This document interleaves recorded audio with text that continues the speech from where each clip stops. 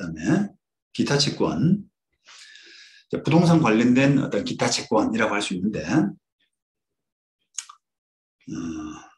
대법원 2009년도 사례, 유치권 부존재 확인 소송인데요. 경매 중인 부동산인데 명의신탁된 거다 이렇게 주장한 거예요. 명의신탁된 거라 주장하면서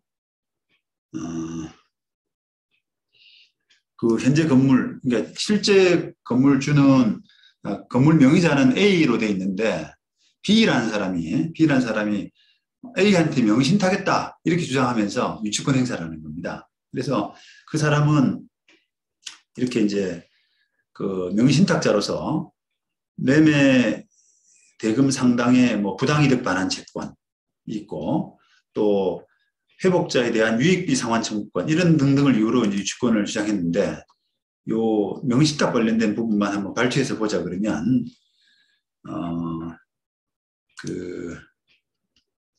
결론적으로 대법원은 그 뭐 명의신탁의 법리상 뭐 부당이득 반환 채권이 있지만 그 부당이득 반환 채권이 그 해당 부동산과 결련성 있는 채권이라고는 볼 수 없다.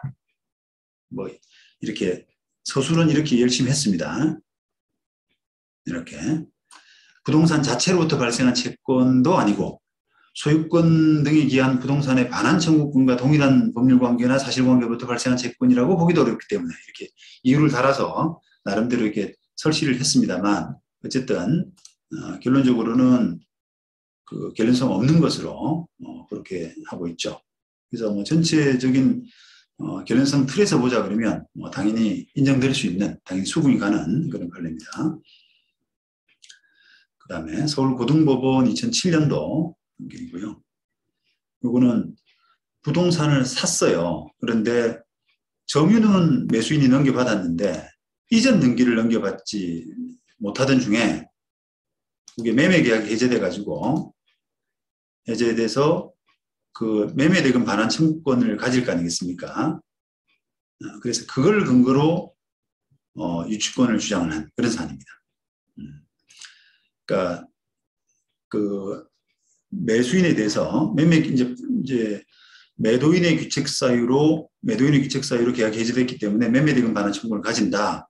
그래서 나는 그걸 가지고 내가 점유하는 부동산을 유치하겠다 이런 거죠. 그런데 조금 명시적이는 않았습니다만 간접적으로나마 계약 해제에 따른 매매대금 반환 청구권이 유치권의 피담보 채권이 될 수는 없다 이렇게 판단했습니다. 판결도 좀 수긍할 수 있다고 생각을 합니다. 그다음에 대구고등법원 2006년도 판결입니다. 이거는 좀 위의 사건하고는 좀 다른 사건인데요. 보유하던 부동산을 팔고 이전 등기까지 다 넘겼는데 매매 잔금을 다 못 받았어요. 매매 잔금을 못 받아서 점유를 하고 있던 중에 해당 부동산이 경매로 넘어가자 채지자 잔금 받지 못한 것을 이유로 잔금 채권입니다. 잔금 채권을 이유로 유치권을 주장한 그런 사안에서 유치권을 부정한 그런 사안이 될 수 있습니다. 네. 그 다음에 서울중앙지방법원 2009년도 판결이고요.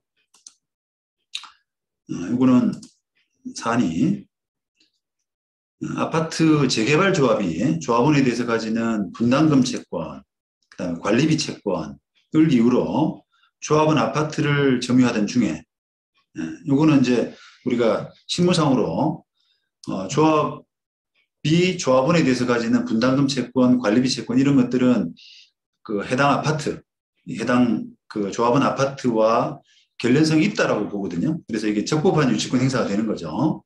그런 중에 그 아파트가 낙찰돼 버렸습니다. 그러자 낙찰받은 사람이 이제 피고인데요. 낙찰받은 사람이 조합원을 상대로만 인도명령을 받았습니다. 그죠? 신청을 조합을 안 끼우고요. 조합을 안 끼우고 조합원만 상대로 인도명령을 받아서 그냥 슬쩍 집행해서 점유해버렸어요. 그러자 이제 조합이 점유를 뺏기게 되니까 낙찰받은 사람, 그 피고를 상대로 유치권 침해에 따른 손해배상 청구한 그런 사안입니다. 감사합니다. 그래서 그 사안에서 법원은 조합이 주장하는 그 분담금 채권, 관리비 채권 이런 거를 유치권이 성립할 수 있는 결련성 있는 채권이라고 판단을 했습니다. 그래서 요게 이제 요거는 지금 결련성을 이야기하는 자리이기 때문에 제가 그 결련성이 이런 채권은 결련성이 있다 라는 부분으로 설명을 드린 거고요. 이 사안을 이제 자체를 이제 이야기하자면 결론적으로는 이제 원고 청구 조합이 그 낙찰자를 상대로 손해배상 청구한 청구는 기각이 됐는데요.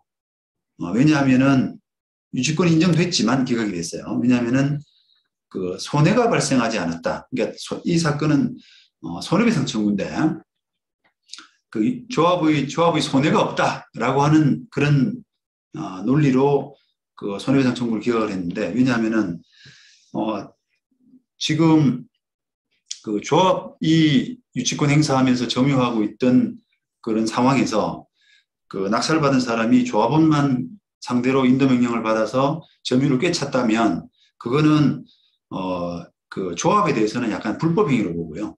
불법행위로 침탈로 보는 것이고 침탈로 보고 그 조합이 그 침탈에 대해서 그 점유회수 소송 우리가 1년 이내 침탈이 있은 때로부터 1년 이내 점유회수 소송을 할 수 있지 않습니까? 그래서 점유회수 소송을 제기하면 점유를 회복함으로써 유치권을 상실하지 않는다. 이렇게 본 거거든요. 근데 그래서 그러면 손해가 없지 않느냐 이런 논리예요. 판례가. 그래서 이제 원고 청구는 결론적으로 기각이 됐는데 조합은 이제 단순하게 이제 표면상으로 점유는 상실했고 그 다음에 점유 상실함으로써 유치권이 상실됐기 때문에 손해를 입었다라고 하는 것으로 해서 그 조합원에 대해서 뭐 못 받은 그 채권들, 그 분담금 채권, 관리비 채권 이런 부분들을 네가 손해배상해야 된다 이런 논리로 주장했는데 법원은 점유회수 소송으로서 회복 가능하다, 유치권이 회복 가능하다라고 하는 그런 이유로 기각을 했습니다. 네.